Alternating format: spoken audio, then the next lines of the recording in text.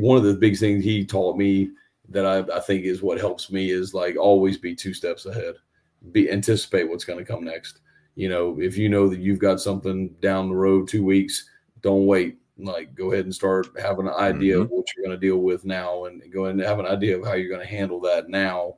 And like he did that in recruiting. That was probably the best thing he did, which is why he's so successful where he is now.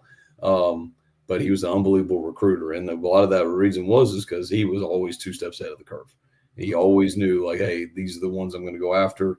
This is where they're at. This is what I mean. He used to have, to talk about how old school this was. He had index cards that he had printed out, and they were like templates. And it was like a Valdosta State recruiting index card.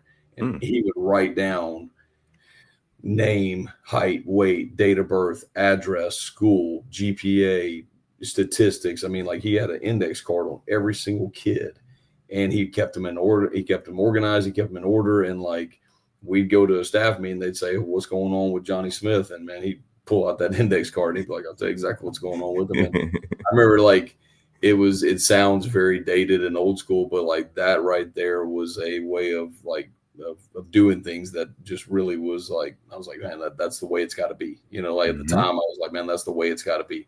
You've got to be that detailed. You've got to be that organized to have a chance to be successful.